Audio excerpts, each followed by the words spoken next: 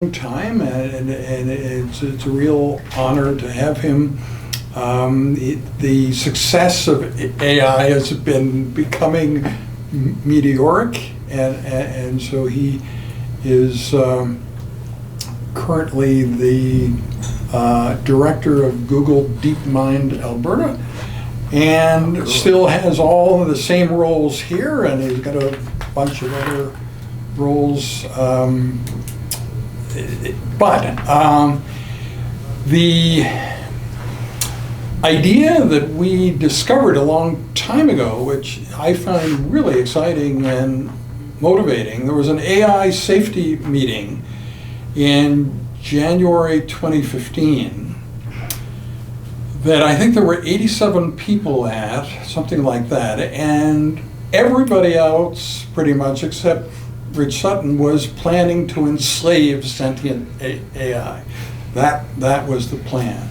And he was the only one arguing for being honest with machines when they're smarter than we are, including them in our circles of empathy. And actually, I realized at that moment that if that idea, it doesn't have to be the top idea, but as long as people know about that idea, humanity will survive.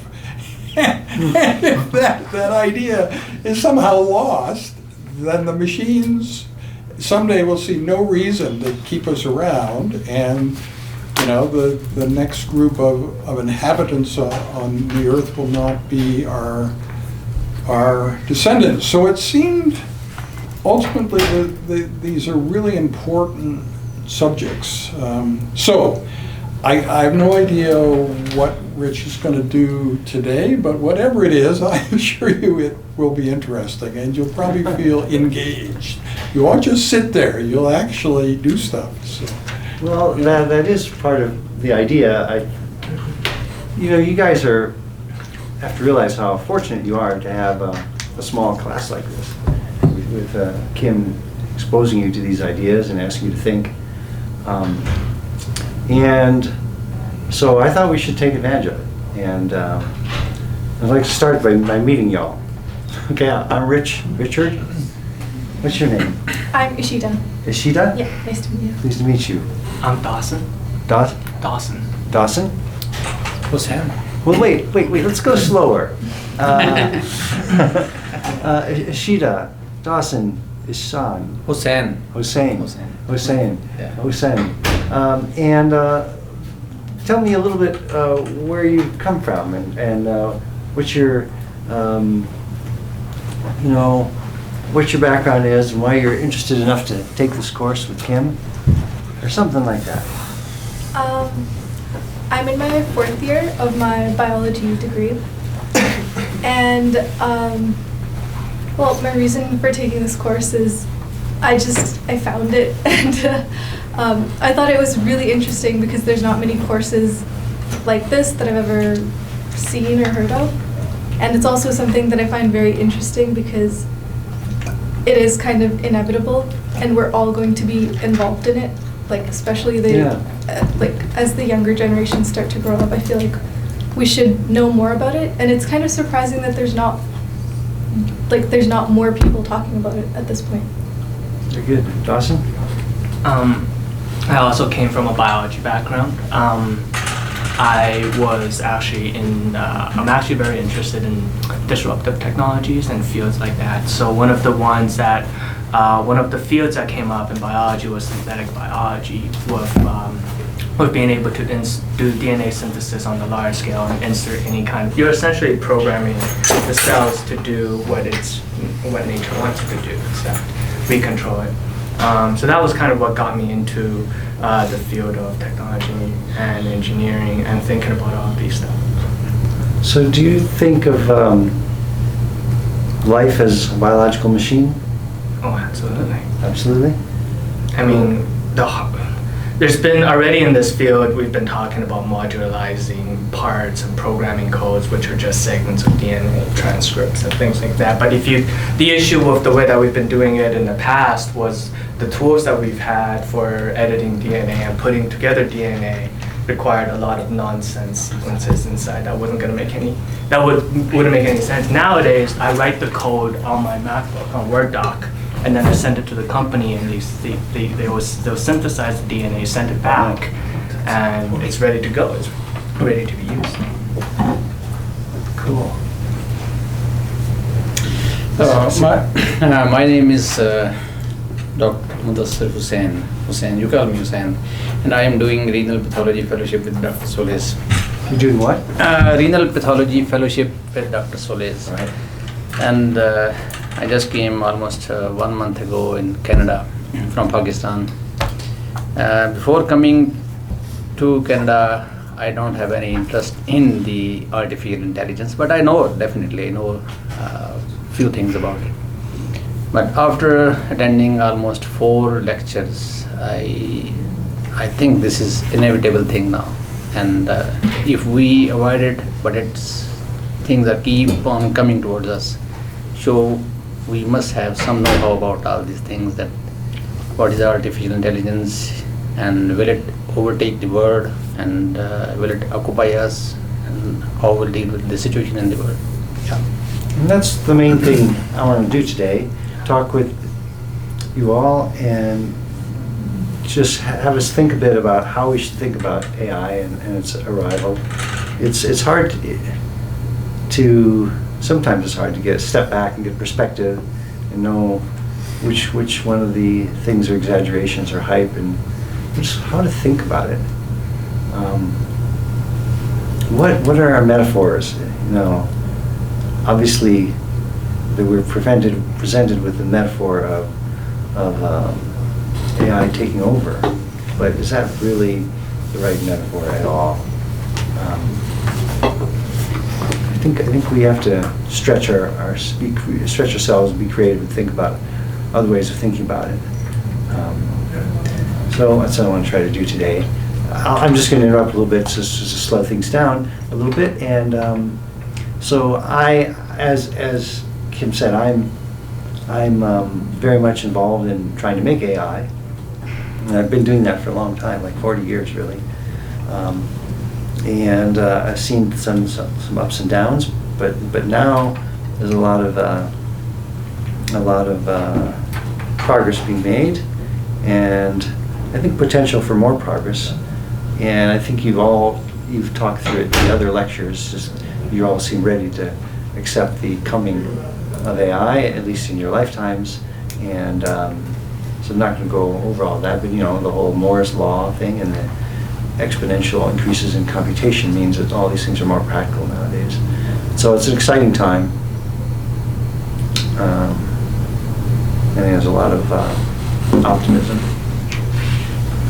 Yeah, sometimes it complicates the science because you're trying to do science and there's all this money and companies and politicians and press. But it's got to be, it's better than being ignored. I think being ignored is fine. Anyway, it's interesting. Why don't you tell us a little about yourself? My name is Braden. I'm doing my Master's of Science in Surgery. I have aspirations to become a physician, so I feel like it's relevant to kind of be conscious of these ideas and the inevitability of the technological singularity, and kind of just how I'm going to prepare for it and kind of see where it can influence things, and it's just good to be aware of, and I find it quite interesting as well. So. Okay. My name is Bridget. So I'm working in the field of urology, and then so What field is that? Urology. Urology? So we study more into the bladder, and then so in the past we've been working on how to prevent fibrosis. So we've been looking at the possibility of implementing tissue engineering using stem cells and all. But we realize that a large number of patients have their bladder becoming fibrotic, where much cannot be done.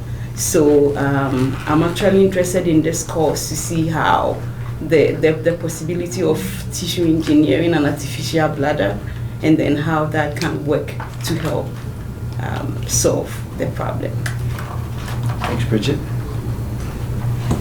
Hi, I'm Gary Goldsand. I'm a clinical ethicist, and guess when I sort of got into all of this ethics stuff in the early 90s, I was first driven by questions of what are we going to do with the new technologies. And then I lived through the shattering disappointment of the Genome Project, where through the 90s, you'll recall, we were promised the cure of all disease was just around the corner. And it's now, we're getting close to 20 years since then. And so I've got a lot on my mind about how are we going to exercise wisdom in wielding whatever comes our way. So we had a long history of ethics in this course. Earl Waugh was part of the original focus groups, and Earl is one of your teachers, right? So we've had really fascinating ethics in the past, but Gary comes every time and it seems really dedicated. So it's great to have him here.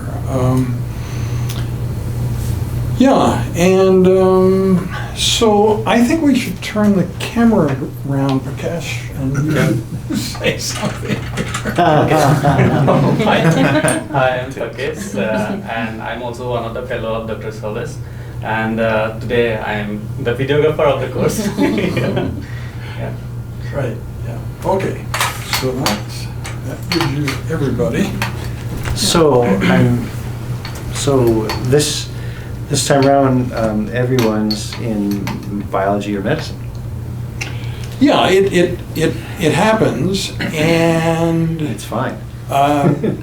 we often You're an engineer I'm in engineering. Yeah. and biologist. Yes.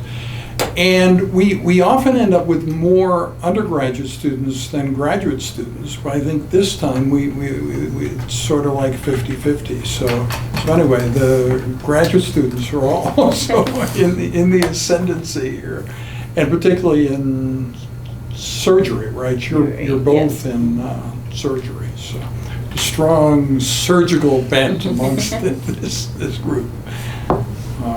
So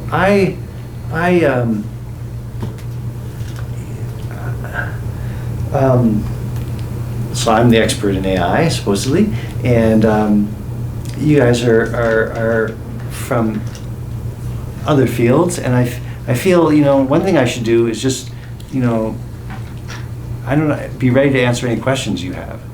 If you wanted to know what AI guys are thinking, what researchers are thinking, I can kind of tell you. And I've handed out the slides so that I don't have to present them. We can present some of them. I have like one video I want to show at some point. But, those might prompt you for things you might want to ask me about. Yeah. What kind of AI research are you most interested in? Like militarized or like helping people? Well, Which really, direction does DeepMind go? Asking the real questions here. Yeah. So I'm really against militarization. I've signed all the letters. We're sending one to Justin Trudeau just this week, I think, about not having militarized weapons. And actually, I'm really against governments of all kinds. I'm part of the libertarian wing of the universe, and so I'm against centralized control and trying to force people to do things they don't want to do, which is what the military is about. And I do work in learning. Actually, at DeepMind, where I'm working now, as well as at the university, DeepMind is actually kind of against militarization too. They've taken a strong stand against that. It's kind of weird, but supposedly people have these fear of like computers taking over and becoming weaponized, and yet that seems to be what our societies are doing. We have autonomous drones that could kill people from out of the air, which is just the opposite of what you'd like to do if you're trying to be safe with technology. Yeah, it's really just makes me skeptical of governments making the right moves. But ordinary people can make the right moves. They have the right instincts, and they don't really want to kill other people. Yeah. Otherwise, as part of AI, from a very fundamental research part, so I design algorithms, learning algorithms. The specialty is called reinforcement learning. It's one of the main areas that are on the forefront today, along with deep learning. Deep learning and reinforcement learning combined into deep reinforcement learning, and it's it right now. But reinforcement learning just means systems that interact with the world and try things and figure out what achieves their goals and what doesn't. It's very interactive. Not so much based on huge training sets and training from them, but really having a life. Maybe I can just show this little demo I have to give you a feel for some of that. Did you hit the VGA button? Yeah.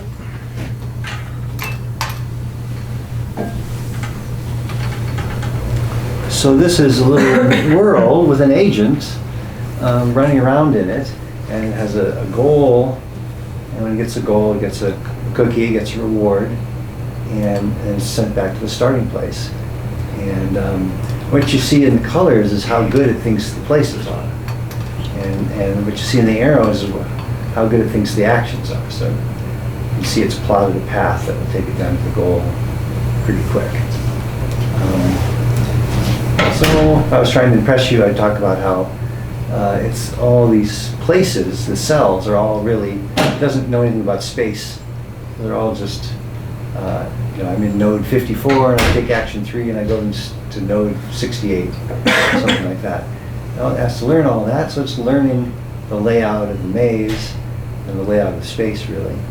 And now obviously I moved the goal away and it has to stumble upon the goal again. And once it stumbles on the goal, then it can plot a good path there. And the reason it can learn and form that path fairly fast is because it's learned a model. So it's learned basically a map of the maze without presuming anything about a two-dimensional structure. So it's actually an advanced learning method because it learns how well various places are, how good various places are. It learns what to do in each place, and also learns what are the consequences of doing each action in each place. And it's the latter which makes it a very efficient learning. So when it finally stumbles on the goal, it'll then plot its path to it very efficiently. So there you go. So now even though it's far away, it's figuring out the shortest path using its model of the world. So this system combines learning and planning. If we could really do that in general, this is obviously just sort of a toy. If we could do that in general, I think we would have AI. I think one more time we'll move it.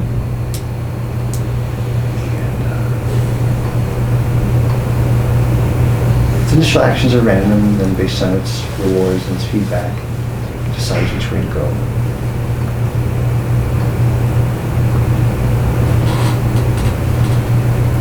I like that, I can just step in and move things, change the world, and it adapts. So someone blocks that off, and I can just go around it.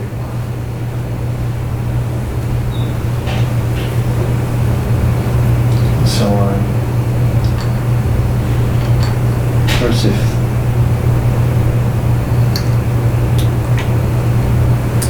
So you taught it that its mission is to find the shortest route. its mission is to get reward. It gets reward only by reaching the goal. It likes to get reward as often as possible.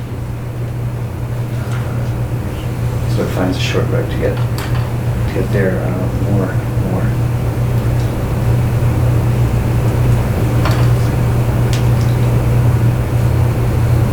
And so now it can't get any more reward.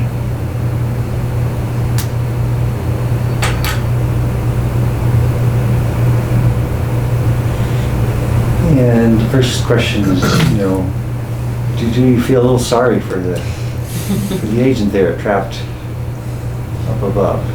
Anybody feel sorry? No. No? I do. It's checkmated. Do you feel like it's a goal-directed agent? Yeah. So I think most of us would tend to think about it as a goal-directed system, use goal language, think about what I said it doesn't know where the goal is, has to stumble on it, and then it will plan a route there. And all that mental talk that we use for systems like this, I think I think that's really what it means to have a goal. It means that people watching it will talk about it in terms of goals. So I have a definition of AI. The computational part of the ability to achieve goals. And that's the standard AI definition in the field. But the first bullet underneath it, it's in the eyes of the beholder, not in the thing itself. So I don't think you can say that that program has a goal. It doesn't have a goal. It's just a program. But it's helpful for us in talking about it and explaining it and telling stories about it to use goal language to talk about it's trying to reach the goal and get reward. And so ultimately it's the same for us. When you see a person or an animal, or let's take a person, you try to figure out what their goal is. Well, you watch their behavior and say, oh, he seems to like chocolate ice cream, or she seems to like, exercise or something. Just because they do it a lot and they don't need to, or something, or there's no obvious reason not to, or to do it. So I think really this is what we mean by goals. It's an observer phenomenon. If we can understand the system better in terms of outcomes than we can in terms of mechanisms, then I would say it has a goal. To the continuous extent to which that is true.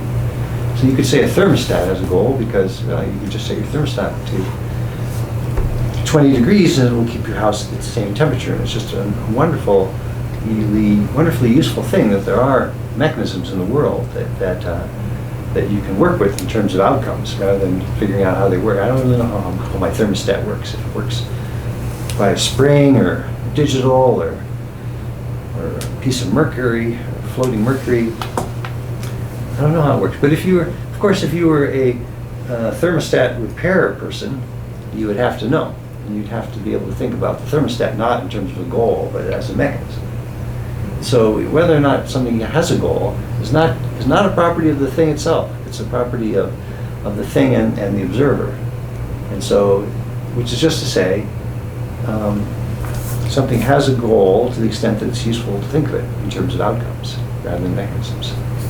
So it's a question of what's useful, and different things are useful at different times.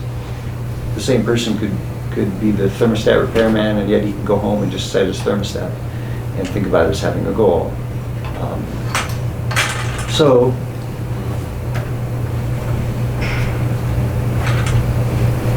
So I'm trying to tell you how I think about it. Yeah, good. Ishida. If you're not looking at the mechanism and just looking at the goal, Yeah, the outcomes. how would that count as artificial intelligence though? Because with the model that you just showed us, Yeah. like machines can pretend to be intelligent about something, but that doesn't mean they actually understand it. So would that still count? Well, I want to both agree and disagree. Let me agree first. There's lots of AI systems that just give the impression of understanding something, but if you probe them a little bit further, you find out that they don't understand. Like, Siri on the phone or something, you can say something and they respond, but then you follow up and it becomes clear they really had no idea what the words meant, although they could use them reasonably well. So there's definitely a large effect of illusions or appearances of goals and understanding without real understanding. But in the end, I do think that the right way to understand having goals and understanding is that it is an appearance. If something gives a real good appearance, then it really does have that thing. So You use the word agent. yeah, You describe it as an agent. So I mean, when I hear that, I think agents have goals. Well, an agent is different than non-agents in that it presumably can decide to act or to create or not. Well, yeah. So agency to me means it can decide to act. It acts. Maybe it can sense, and maybe it has a goal. Absolutely has to be able to act and sense and live in time, right? To live in time is what it means to make decisions. But I don't know. But I don't know if that little thing was the agent or is the programmer and the algorithm the agent. The algorithm is the agent. The algorithm is the thing that's controlling and making those decisions. Obviously, the programmer is also an agent who created the other agent.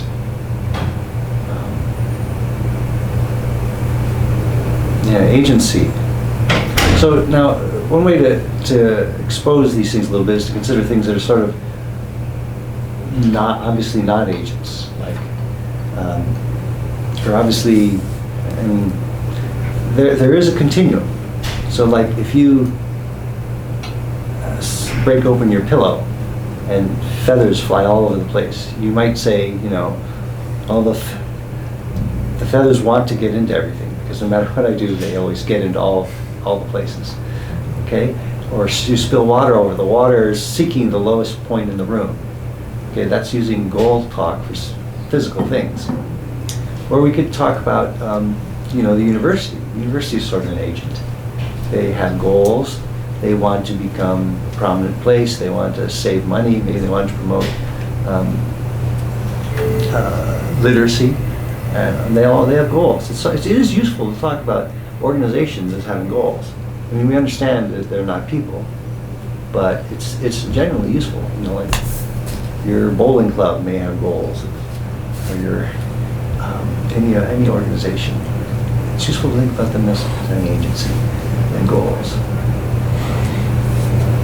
Not just one goal. I mean, is the goal of my bowling club fun or strikes?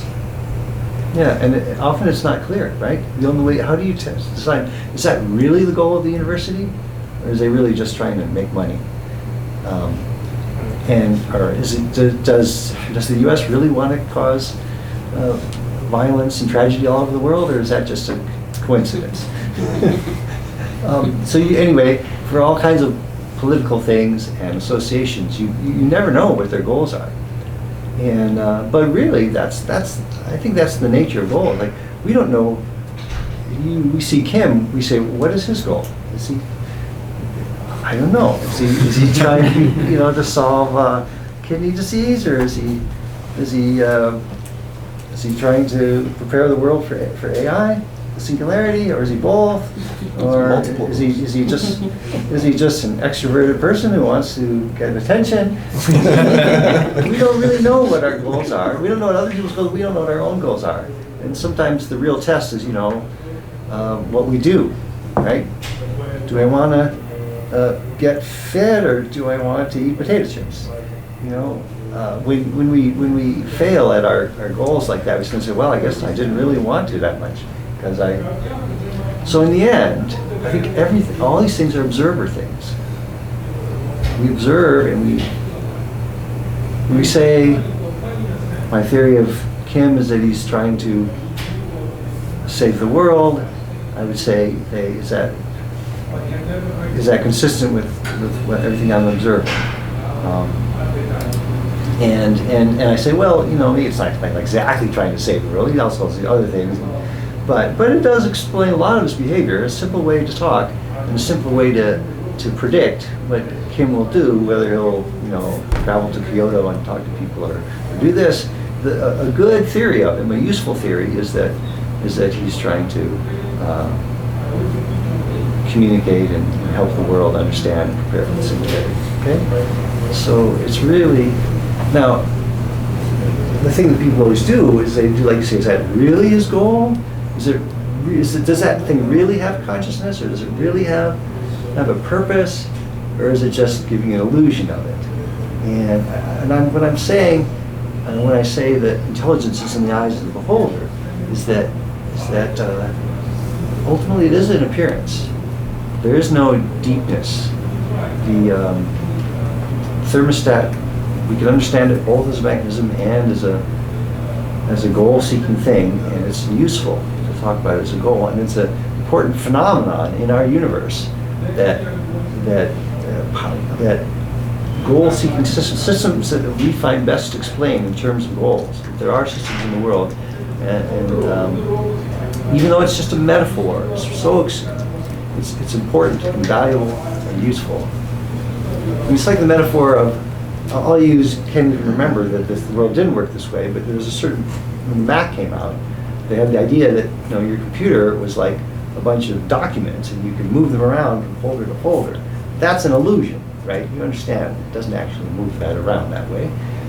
But it's a consistent illusion that the operating system creates for you, and so it's really useful. Illusions, if they're done very reliably and fully, are extremely useful.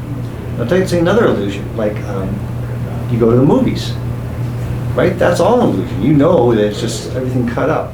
But, would Harry Potter betray his friends? Maybe we have a strong feeling about that. We could predict Harry Potter's, what's going to happen in the next movie from our knowledge of Harry Potter. Okay, and we could think of that. We'd say, well, no, I don't think Harry Potter doesn't really want that, And we could have that discussion. We could talk about, but of course Harry Potter is just an imaginary character. It's clear there is no what he really wants. It's just a story, and yet we can talk about what a hero would do or would be consistent with his other behavior. So it's analogous to philosophical discussion of free will versus determinism. Is what appears to be free will actually that? Or is it actually very complex determinism and we think we had a choice, but we didn't really? And I think we've been contemplating that for several thousand years, and the truth remains uncertain. Are we determined? Or do we have true freedom? Well, it seems pretty clear to me that it doesn't matter. It's not really what we're asking about. But the point of view of the observer, or the point of view of having a point of view, does shed light, I think, on that one. Because if people can't be predicted, even if they are deterministic, if they can't be predicted, that's really what we need for free will, that they can't be predicted, and that's actually totally consistent with technology and determinism, cryptography, and so every kind of free will that we would talk about and want come out just by the inability of others to predict, and in fact even of yourself to predict what you're going to want to do. Appearances are more important than you might think. They're a big deal. In fact, I would go so far, if you were to push me, no one's pushed me yet, so I'm just pushing this on you. I would go so far as to say that everything is an appearance, even basic things, like this table. It's just a way of thinking about it. Really, it's just some atoms that are arranged in a certain way. Why do we call it a table? Why do we say the table is real, the table exists? Because it's useful. It's a useful appearance. It's a useful descriptively and for thinking about what happens. And so goals are just an appearance, but appearances are just as real as physical objects, in my opinion. So when you say that you're not expecting AI to have any real depth, so aren't we dependent on them having? It is real. I'm trying to say it is just as real. A well-developed, sustained illusion, appearance, I should say appearance, is what is reality. Your sense of yourself is a sustained appearance. And so that's real. I think it's really real. And we can make systems now that can, like the Go playing program that's better than anybody in the world, and can make these creative moves, deep moves. It's because it's analyzed, and it can make moves that we can't predict in any other way, but to say that they're going to win the game. And so, because we can't predict it any other way, can't talk about it any other way. And so that's what people are. We're making choices, and to explain those choices, we say we understand. And by understand, we properly mean that we can predict what will happen. We can have control to some extent what will happen. So it's not that there isn't a deep thing there. It's just that there is no fact of the matter. You cannot look at a thermostat and say, so does the thermostat really have a goal or not? And that whole language is wrong, because to have a goal means, let's translate it. Someone wants to say, does it have a goal or does it not? What they should be saying is, well, is it useful for me to think about it in terms of outcomes, or is it more useful for me to think about it in terms of mechanisms? And the answer, of course, will be, well, for some purposes, it's more useful to think about it in terms of outcomes. And once you translate it into, for what purposes is it more useful for me to think about it which way, then the answer is obvious, maybe obvious, and it certainly is obvious that the answer doesn't have to be yes or no, and it's not in the thing itself. It's in, is it useful for you to think about it that way? It's you. It's not in that thing.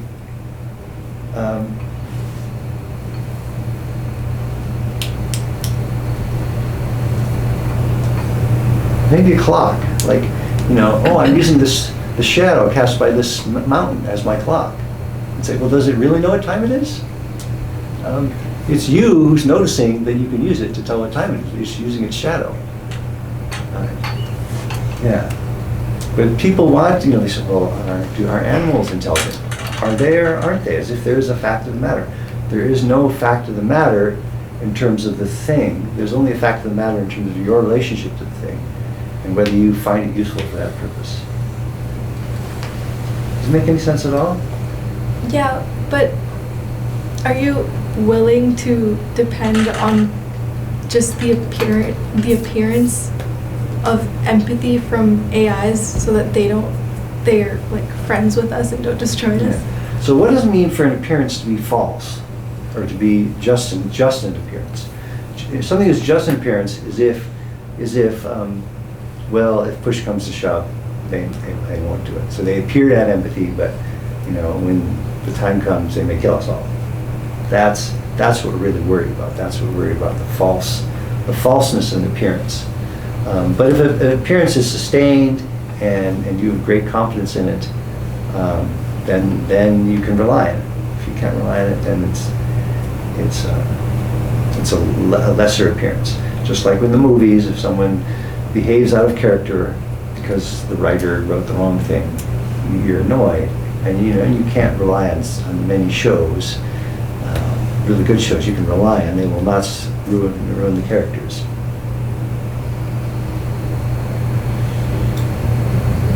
I did prepare one other thing on this, because this is a famous thing. I'm not just making this up. There's this famous video. Haven't you seen this video? This is from 1945, and these are just pieces of paper and a video camera. No, probably not even a video camera, because it's 45, right? But just by the way they're moving them around, they are giving them apparent agency and apparent goals. Yeah, it isn't showing there. Yeah. Right.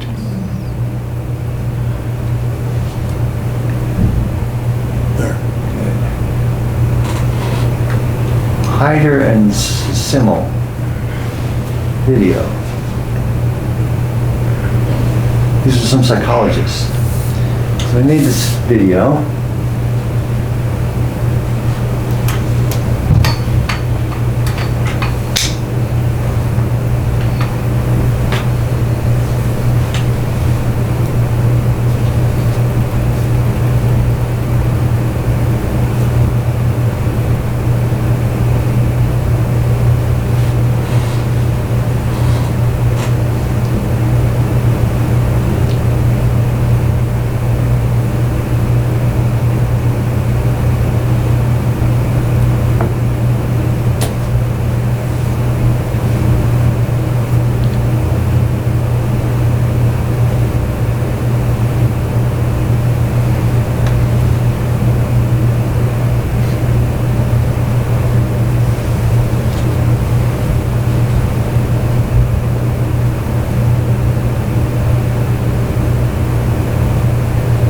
The point being just that it's hard not to read agency into these little pieces of paper. And what does it mean to read agency into them? It really means that thinking about them as goal-directed helps you predict their behavior. What is this guy going to do? Or how they move is well explained, predicted by the theory that they have goals, but by the outcomes they're trying to achieve.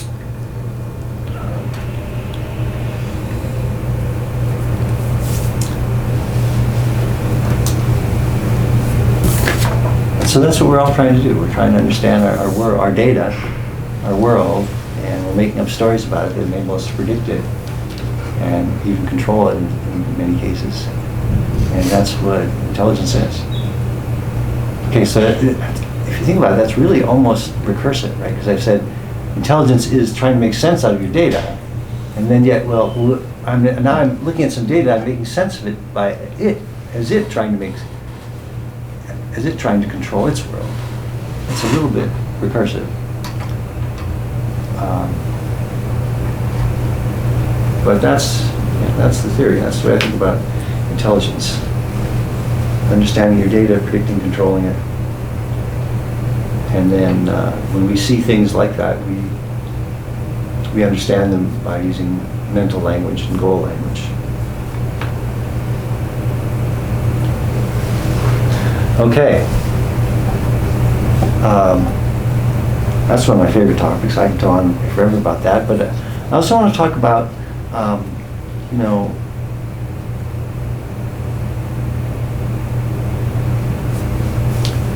how do we think about the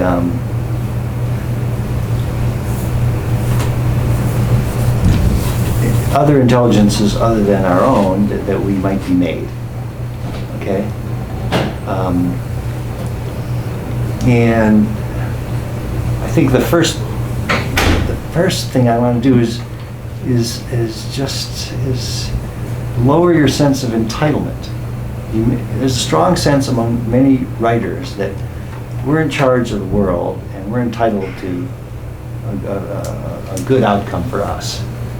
And I don't think we really have the valid reason to talk that way. I mean, the universe doesn't owe us a job, doesn't owe us an easy life. We are just in the world, and things are happening, and we're all trying to have good outcomes. We don't always agree.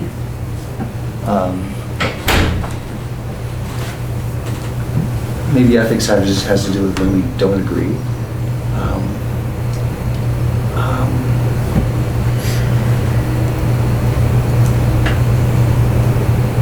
Yeah, so if we can just lose the sense of entitlement, lose the sense that the universe owes us something, and that we should always be in charge of it. But there could be other people. So as you all know, to me it always feels like imperialism. I always feel like the guys that are just trying to decide the way the Earth should be allocated, or like there shouldn't be AIs, or there should be AIs, or we should control them forever. It's like people that are thinking that they can control the whole world. And I'm just trying to call that out. The idea that, like philosophers should decide what is good and then it will be done. This is a little bit of a crazy idea, because there are always lots of different people and there's no one deciding for the world what is the good or what's going to be done. And does that make sense to you guys? Yeah. I mean, I think the word empowered would better, that we are here in this universe, not so much that we're entitled, but we're given a chance, and our ability to control things around us really empowers us to figure out, to do more, to figure out whatever it is. Or just simply enjoy enjoy the process of being here at the present time for the duration that we are here. So not so much as entitlement, but just empowerment. And I mean, millions and billions of people have walked this earth before us. And in addition to that, other animals too. And we don't know anything. Well, there's not enough evidence that we've discovered today to know what had happened in the past. I mean, maybe even there were times, it could be possible that there were existing civilizations in the past that could be fairly advanced. I mean, we've only found whichever ruins, and that gives us this impression, this image that all the past civilizations were. But rise and falls of civilizations, rise and fall of technology are all questions, and that doesn't have any evidence for it yet. So, And all other species have eventually gone extinct.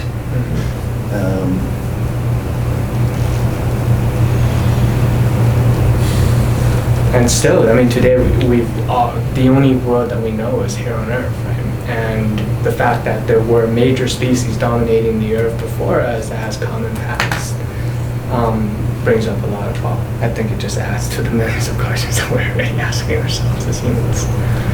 So I was watching this YouTube by a philosopher, Nick Bostrom. Did you guys look at Nick Bostrom's book yet, Superintelligence? Yes. Yeah. So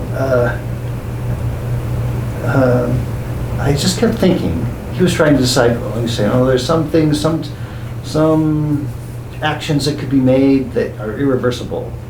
Like, what if someone could put the wrong object in their microwave and destroy the universe, or something like that. But those are. He's very concerned with making the right decisions for the decisions that are irreversible, that would influence all of humanity or all of the universe forever after. And I just kept thinking, who put you in charge? If there are decisions that need to be made or that will influence ever afterwards, it's almost evil to make them, right? To say, I'm going to decide, I'm going to make this choice that matters forever after this. He's sitting there saying, well, there are these important decisions made that could be good or bad, and we want to be sure they're made the right way, so that the ever after is the way we want it to, rather than some other way. And I thought, this is almost the definition of evil. Is to make choices that will matter forever, and you want to make sure that they're having your way. But that's an extreme case of entitlement, that I should get to decide. Or it always feels like it's the people in power and the elites that want to make the decisions for everyone else. Any decision that lasts forever is being made for everyone else.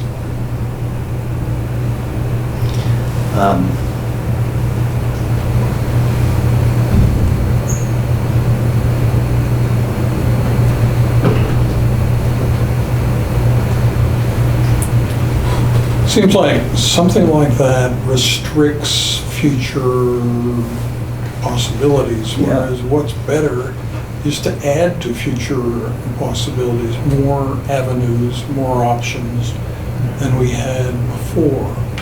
Like, going to Mars would do that. Who knows what the value of it really is, but it's something, it's not an option now, and when it is an option, it just kind of increases freedom and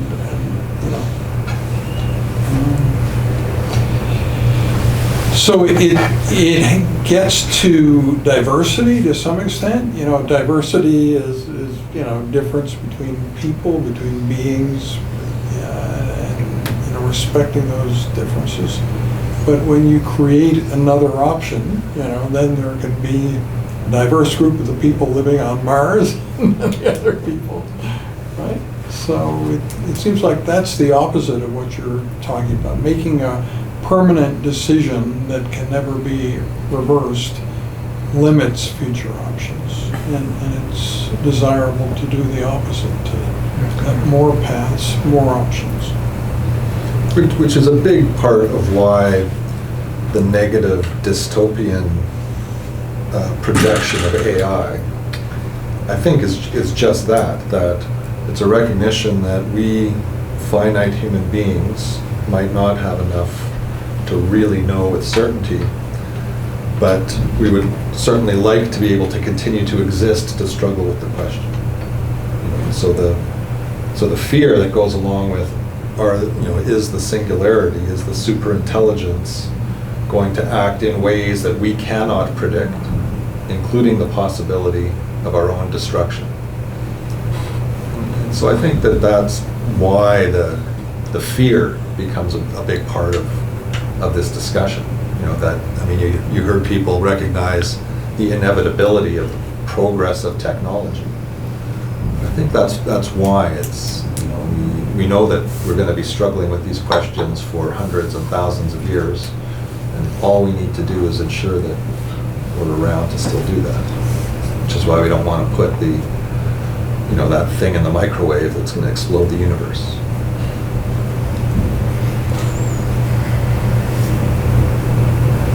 So that's an interesting question. Does those who want to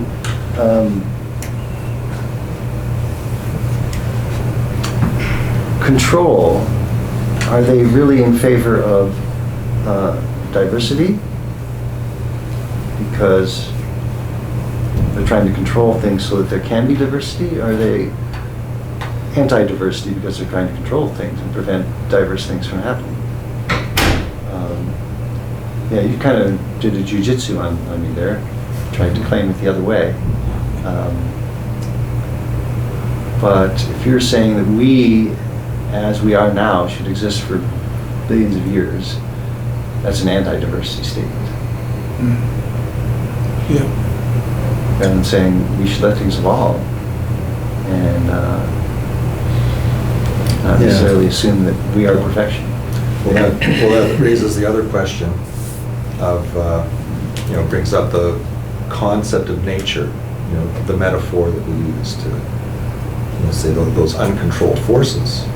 And the question before us is it part of nature's plan to have, its creations manipulate nature? And, well, to what degree, I guess? We already manipulate nature all the time. But it's only the new power. It's the recognition of power that did not exist in the world before this. Which is why. So I think it is a profound change that we're talking about. So I often talk about it as like the third great age of the universe. The first age was the age of dust and particles. And then there were planets, and then planets gave rise to replicators, life. And so what's the difference between an animal and a machine, or an animal and an AI?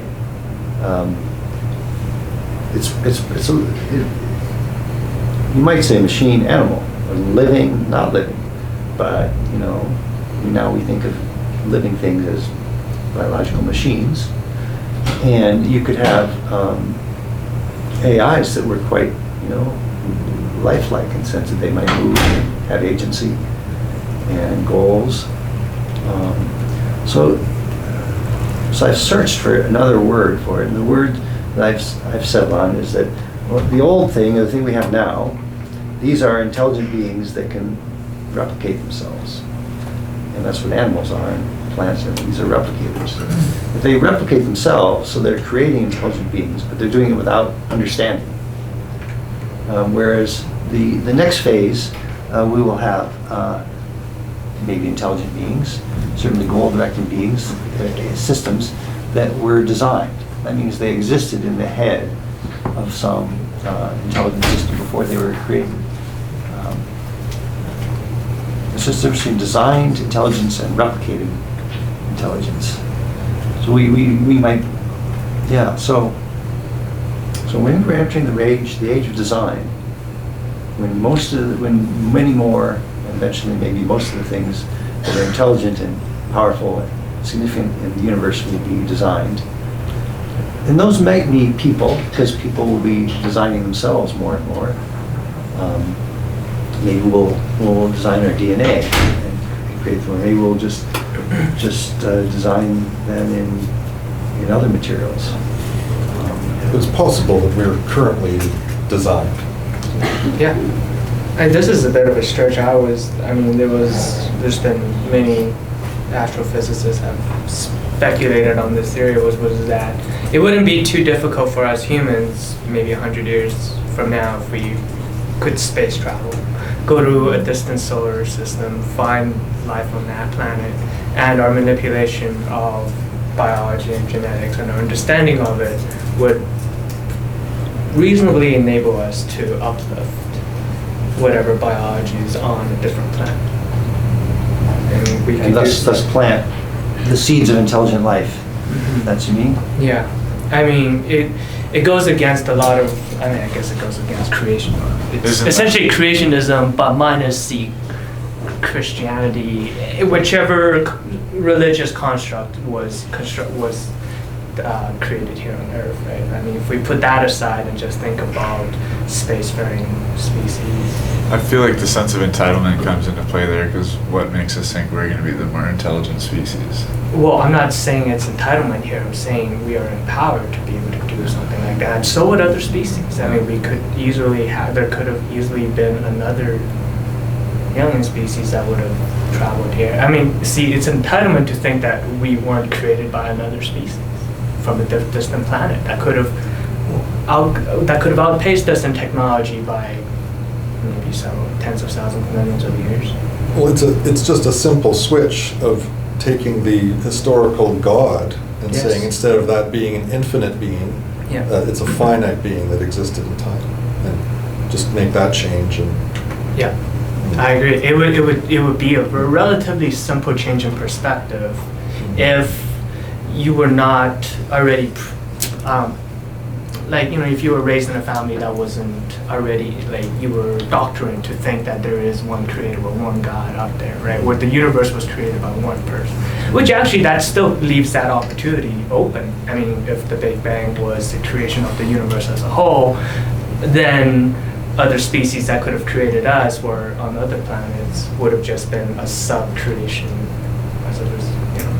There could still be a grand creator. I don't know. Maybe I'm getting a little bit too deep, but I'm just saying it does definitely, because we shouldn't think of ourselves as entitled, but the possibility that there are more than just us here in the universe, and the fact that they could have visited us, we could have all risen out of the primordial pool per se around the same time. We could have advanced differently given the environmental conditions. So now that's all theoretical possibility, and we might learn about it in the future. But I think when we come to understand minds, that's going to be a big deal. And when we're able to make minds, and then eventually we'll be able to make, or minds, it will be possible to make minds that are better than ours in many ways. And so that's what we have to, that's the big challenge, to think about that. If we are making or becoming, or some of us are making or becoming more intelligent, more able to achieve goals, able to predict and control the world around them, what are we to think about that? And I'd like to help us think about that, I'd like to point out that in some sense this happened many times because different peoples have run into each other.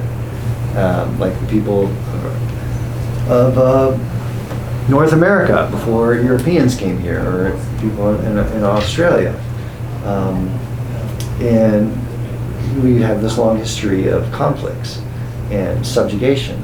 And I think in our genes there's both, the gene memory of being the subjugator and also the gene memory of being the subjugated. We really have both, and we have a lot of training and experience with both sides. encountering a different group of intelligent beings, and often it works out poorly, and which makes me pessimistic when we have new intelligent beings that we will have created. It is, in some sense, the best case because we will have created them to be hopefully friendly and not just killer machines, but that's one of the best analogies. That it's like encountering a new group of people, and fear is a normal reaction. It's always the yellow menace or the evil something or other. They're not humans. They're not us, and we don't matter what happens to them. And all those things happen, and there's fear, and there's. I think that's a good way to understand what's happening as we try to think about intelligence, artificial intelligence. We also have the fear as we imagine creating such beings. Yeah. So, I mean, that's going to force decisions upon multiple individuals as to, shall I proceed in creating the most advanced thing I possibly can in the hope that the outcome will be good. It's a real world decision that individuals will have to make. Yeah, so then, it brings me back to Kim's statement about it's creating possibilities. It's really what we're talking about is possibility. Different kinds of people, or maybe there could be systems of people. They don't even have to be organized into individuals the way we are all now. We're opening up wide ranges of possibilities. And so Kim obviously is thinking that this diversity is good. But even the notion of good and bad is a little bit up for grabs here. If the universe decides that there's some other way to have intelligence, who are we to say, no, you've got to be like us? Well, we're the humans who might be doomed to destruction. That's who we are, thinking of that. And we've got self-interest in addition to... But isn't that funny just to say that we're doomed to destruction, whereas all the other... What about the Neanderthals? Are they doomed to destruction? Do they have a good run? And what about the sharks? They last a long time, didn't change that much. So just to claim that if we are an extremely long-lived species, but we don't last infinite long, that means the way to characterize it that is as doomed to destruction. That seems to me a little odd. That's entitlement talking. It's like we should have been entitled to live forever, and those species that we are known has lived forever. Well, we do in a sense. Not as individuals, but as a species. No species has lived forever. Either. Right, why should we be entitled to live? Why should our species be entitled to live forever? But at some point, doesn't that species no longer exist just based off of evolutionary descent? Yeah, that's right. So it's kind of arbitrary where we put that set point when that species is, I guess, extinct or just evolved. So what if machines become more powerful and people go extinct? Is that necessarily terrible? Well, it brings in questions of what are the ends in the universe, what would be considered good or not.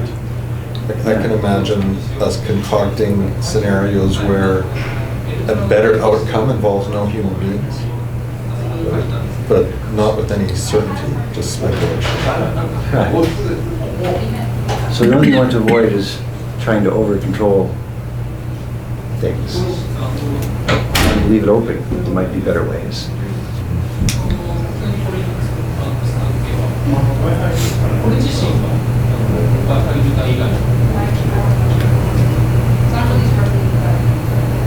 So we can just paint the final picture. What the final picture could be, a positive future of the world, is there are all kinds of different things that we think of as agents and as having goals. And if they have goals that that are sustainable and make them more powerful, then maybe that's fine. They should be more powerful. And we might hope that humans will be useful and flexible and part of it. And I don't see any reason why they can't be. And they can also be improved or modified humans. So in this picture that I'm trying to draw, we'd have wide variations in the mental capacities and abilities of, I don't know what to call them anymore. Maybe I want to call them people. I want to call them all people, actually. I mean, there are many different kinds of people.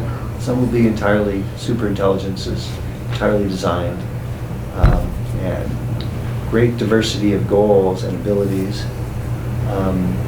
And yet, so I want to view this as a peaceful outcome.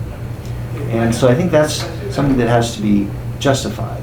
Why would it be peaceful? And I think cooperation, we may not realize it so much, but cooperation is what we mean by peace. It means we work together, we don't work against each other, even if we have different goals. Like, I want to get food for my kids, you want to get food for your kids. We don't fight each other for food. We realize it's much better to cooperate, even though we have different goals.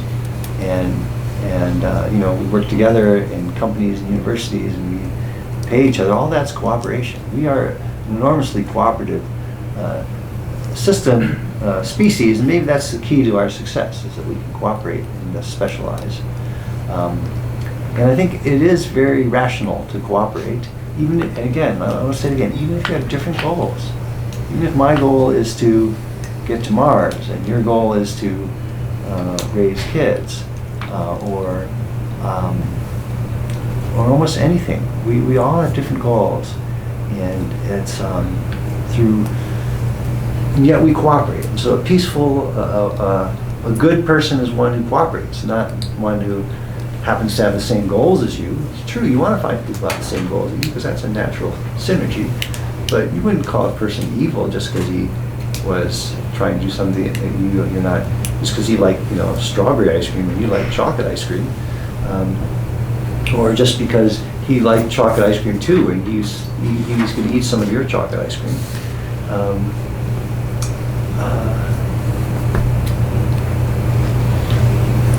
So I think if you have intelligent beings that are still willing to cooperate, because it's rational to cooperate, to get each of our goals satisfied, the cooperation can span a range of intellectual abilities, just the way we can cooperate with large corporations that are more powerful than us.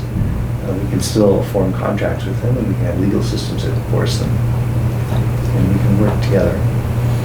We have trouble assessing cooperation, don't we? We are the universe's best cooperators, but we are still obviously rather imperfect about them. We still have wars. But are we cooperating because we succumb to the power of the partner we're cooperating with, or is it really out of our free will? And if it's the former, is that a type of evil, or and the agents might not be sure why they're cooperating. Are they succumbing to the? Yeah, so you can have cooperations that among asymmetrical systems, and some we would call evil for sure. I mean, humans don't just cooperate. The symbiotic relationship between animals, the shark or the whale and all the animals that are living on its fins or its skin. Is it self-interest, or is it? Well, I think cooperation requires some form of compromises, right? And a compromise would be a negative or a positive reward, and to the extent of which that if two people had to compromise on something, it would, the degree to which someone could actually compromise and take something that's really extremely lesser value than the other person, but it could be something that could end up being as part of the agreement. So how do we program using reinforced learning methods to kind of to teach a machine to come to a point where, look, they could accept maybe like the minimum level of reward and compromise that way. Well, consider the way we use words intelligence and stupid in the world today.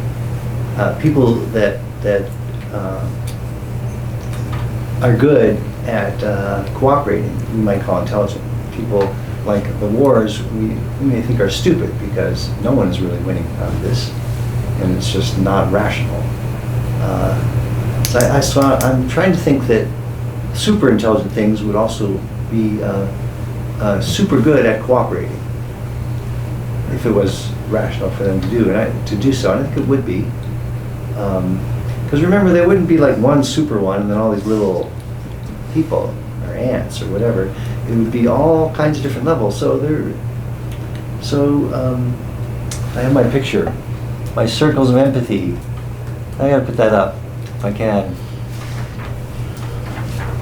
Circles of empathy, they overlap. The top level will have some things below it that it cannot just ignore because it wants to cooperate with them. And then they cooperate with the ones below.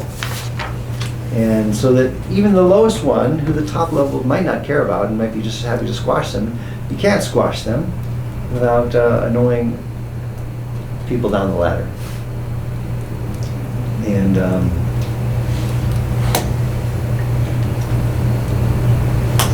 we've made good progress in recent decades in recognizing diversity, particularly the intelligence of the possible intelligence of animals, and the animal rights movement, which is a response to that these might be intelligent beings, so we should treat them with respect. So in the same sense. yes.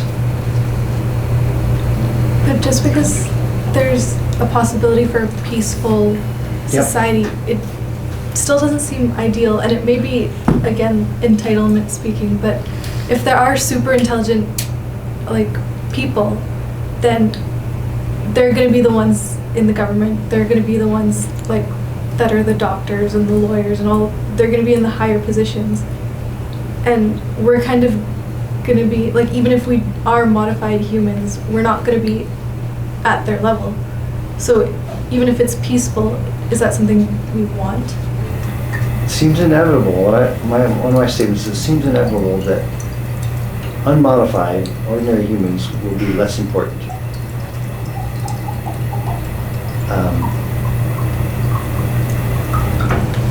It doesn't sound very fun for us. I think no matter what, society is going to be stratified, though. There's got to be people holding every different position for it to function coherently as a unit, So there's always, even within the society now, there's still a huge range in intelligences and spectrums of people's capabilities, and that is just making it maybe more extreme or extending the spectrum. But in today's society, it's at least nice knowing that if there's a possibility you can get to the top. But with super intelligence, it's as a human, you're not going to beat them. That's true. There's no chance. Well, there's two things. First of all, you could beat them. You could be them. There's no beat sense. them. Yes, you could be one of them. I don't see why that's not possible. But I mean, it's kind of like going to, I don't know, a poor peasant in a third world country and saying, well, you could be, king of the world, even though it's not very likely.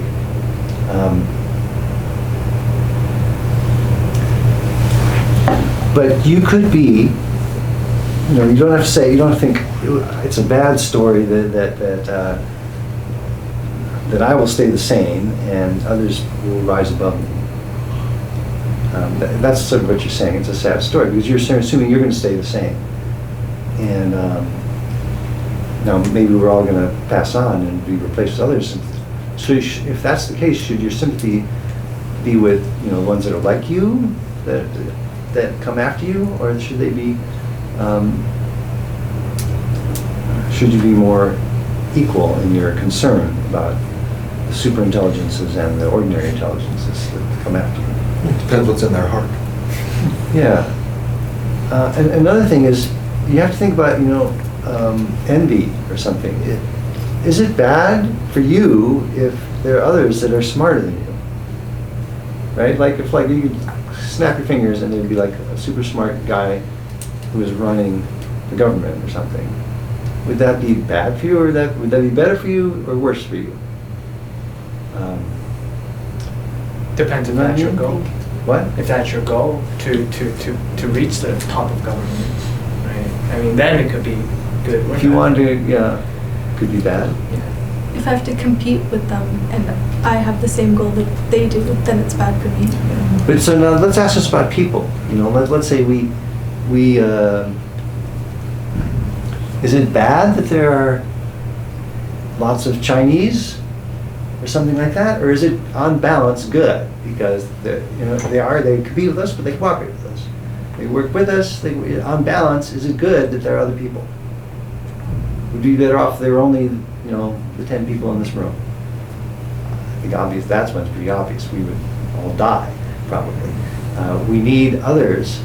And generally, it's good for there to be other capable people around us, even though we compete. It's people are good. It's good that they're out for us individually. And even though they have other goals, in some cases, it's not necessarily bad that there would be smart people that are, wandering around the universe. I'm sure if they were coming and stomping on us and taking our land and everything, that'd be bad. But if they were just going around doing things, and they're helping you because you can cooperate with them, and they might offer you things that you couldn't get otherwise. It's really. I guess it was terrible for the Native Americans when the Europeans came. That's terrible. We're worried about things in the future that really happen right now, today. Like last night, up in the laboratory area of the hospital, the housekeeping people had decided to wax the floor of the main lab. Now the main lab works until 9. They don't work until 9, so that would mean they'd be in there waxing while the people are doing the work of the lab, doing the lab tests that were supposed to be done in there. So some medium level person comes and says, we're assigned to wax the floor in here. And we're saying, you can't do that. So then it kind of escalates, and the housekeeping supervisor. That's exactly like the kinds of things that we're worried about, of misunderstanding, different values. It's important to get the floor waxed. It's important to get those lab tests done. It's the reason that the staff in there work until 9. So, I think we could, and it's interesting. We're going to teach the first-year medical students on Friday of this week, and I was looking for them to guide us on, what's been missing in the past. And they said it's exactly that we think these are only questions for the future, but they're actually questions for right now. How should we approach technology? Is there here and now question? And so I think a lot of these things, what should we do with sentient AI? It's the same as questions we have about other humans today, and the surprises we're worried about. Those kinds of surprises happen when you're working in a lab and some high-ranking housekeeping person comes and, this is the night, we're going to wax your floor. Well, I mean, I think when I try to imagine the ethics of the future, I think it isn't, the ethics of today are going to be the ethics of the future. But, your question raises so many of the fundamentals that exist, and are the stuff of ethics and theology, meaning what is the purpose of life, what is the good, and are we making an unfair leap when we associate increased intelligence with good? I mean, there's that old saying that ignorance is bliss, and I think we can argue that that may be true, and that to be super intelligent and to really perceive in a profound way, the incongruities of the world might be a recipe for constant depression and disappointment. And so if you were to argue that human beings are better off happy than smart, I mean, I would argue that what human beings are things that try to understand the world. That's what we are. So we can't choose not to be it. Yeah, and to a certain extent, in theory, greater intellect makes it easier to understand the world, and it's not painful to understand the world per se, because the world's not, a bad place. I kind of wrestle with this, for decades. I've been telling students that they can keep the valuable attributes that they had before they come to medical school. Mm-hmm. That they don't have to give up that stuff to become a doctor. It's not necessary. Now, suppose I've been wrong about that. Suppose that that's assuming a high IQ medical student. There are some medical students with IQs of 120, 125. So, is that true for them? Well, to indicate that you think that it's true for them is a favorable thing, I think. I mean, there's some variations. There are people who probably, to learn something really complicated, may have to give up a little bit of what is already a part of them, and people vary in that. But I don't think it's a bad thing, maybe, what I've been telling students for decades, even though I realize now it's not necessarily the same for everybody, that you don't have to give up stuff. Because it's nice to think that that's the case. And I don't know if it's necessarily hard reality. I don't know if it's because it's hard to know whether the patient is going to be better off with a super hyper competent person or a super authentic person. Yeah. Who can relate to them. Yeah. I think that they need both. They need variations. The hybrid model of things, I've been realizing, not only is it a good way to think about the future, this hybrid model, but it really, I mean, if somebody's going to criticize your predictions of the future, you're predicting a hybrid of all the possible futures. It's really hard to criticize that in a very mean way, because whatever the person who wants to criticize you is really pushing for is a part of that hybrid that you're creating, right? A hybrid, diverse view can only be criticized if, some bad thing might happen. Because it will. Yeah. Hybrid, diverse thing, good things and bad things both will happen. Yeah. I was going to bring something up. I saw in the newspaper recently there was discussion of talking about this implementing universal basic income as a result of us with AI and robotics advancing. Right.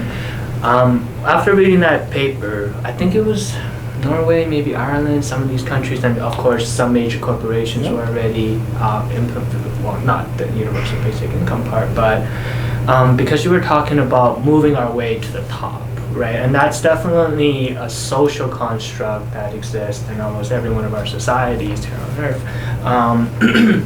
But with the goal of creating an intelligent, sentient being that's smarter than us is probably stemmed from the dream of not wanting to do a lot of the work or creating something to do the work for you, which when I thought about universal basic income and how there are a lot of pros and cons, people fighting for it and people fighting against, but I mean, isn't the whole purpose of us creating these machines that could do the stuff for us so that we could provide an easier means for everyone at the very basic level to have the means to live? And so from there, then we're definitely going to see some social structure changes, whether it's going to be reorganization or complete abolishment of this hierarchical social. It's not a caste system by any means. It's going to be disruptive. It's going to be change. Yeah. It's hard to imagine what's going to happen. It really is hard. I mean, will we have the same drive and motivation if there's something else doing that could do all that work better than us, but we use that? That is going to happen soon, that our drive and motivation basis has to change, that it won't be money any longer. And it won't be base pleasure. I don't think it's going to be higher level stuff, and people you never thought were capable of higher level stuff will surprise you. Like, there'll be former janitors writing poetry and novels and stuff.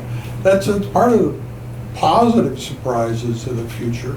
But is it all going to be like that? Some people are going to run aground and they just don't have a role in the future because, kind of their deal is just not feasible.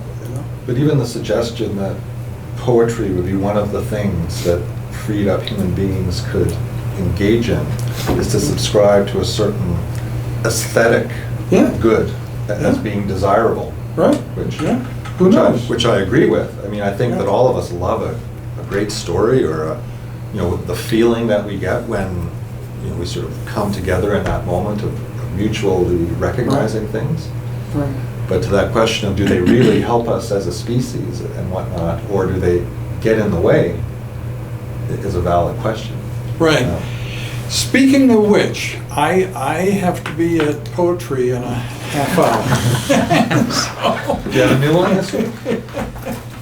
No, this is the slam team doing their stuff, so the very best poets perform tonight, but I have to do the lighting and a bunch of other stuff, so, and I have to use that camcorder too. So anyway, it does seem, when I visited Leonard Cohen in November 2005, over a 3-day weekend, it honestly seemed like it could go on forever, and that's what a nice conversation is, and we only left because we had plane tickets in our pocket stuff. So I kind of feel like that about this, that we're all enjoying each other's company. It's really, really productive, and I'm grateful to all of you. I think everybody played a role. It wasn't just, but part of it's the room. Rich had the idea that for once in my life, I should have a course at an appropriate size. So we had never. It's almost the perfect size table. Yeah. Almost perfect. Yes. Thank you all for participating Yeah. and sharing your thoughts. It's a pleasure. This has been great. But now we have to pack up and get out of here. So